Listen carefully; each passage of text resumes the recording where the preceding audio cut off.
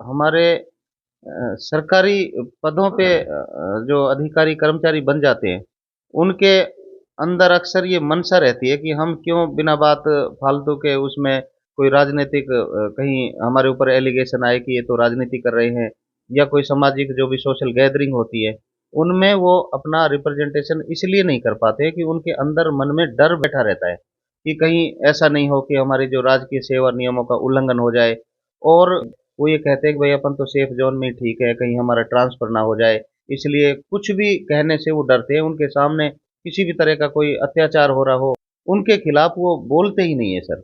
इसके बारे में आप क्या कहना चाहेंगे?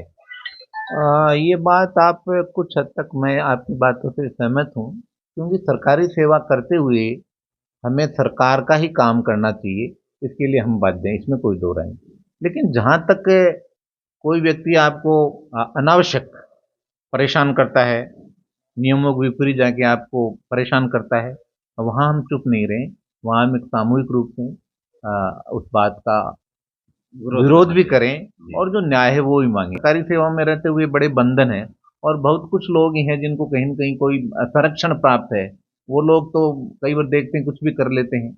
लेकिन हमारे लोग इस मामले में कमज़ोर महसूस करते हैं। लेकिन फिर भी अपने कुछ संगठन हैं, हमारी डॉक्टर अम्बेडकर वेलफेयर सोसाइटी है, हमारा अजाक है, आपका अम्बेडकर शिक्षक संघ है।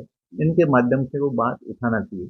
और ऐसे मामलों में निश्चित रूप से हमारे जो सरकारी अधिकारी हैं, जो विभिन्न पदों पे लगे हुए हैं और जो राजनीतिक लोग हैं, जो सामाजिक रूप से सक्रिय लोग हैं, उन लोगों को आप राय दे सकते हैं। उनको राय आप दे सकते हैं, उसमें कोई दो राय नहीं है।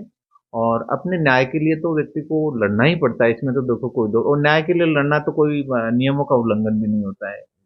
तो संगठन बड़ा महत्वपूर्ण चीज़ है। तो संगठन में जब तक शक्ति नहीं हो या समाज में जब तक शक्ति नहीं हो, तब तक इन चीज़ों का विरोध करना या इनमें जीत हासिल करना बड़ा मुश्किल है। हाँ, और मैं कहता हूँ कि दूसरे समाज के या जो भी हमारा सरकारी तंत्र है, वहाँ अच्छे लोग भी हैं, उनको भी अपने को बताना चाहिए कि भाई ये चीज़ें गलत हो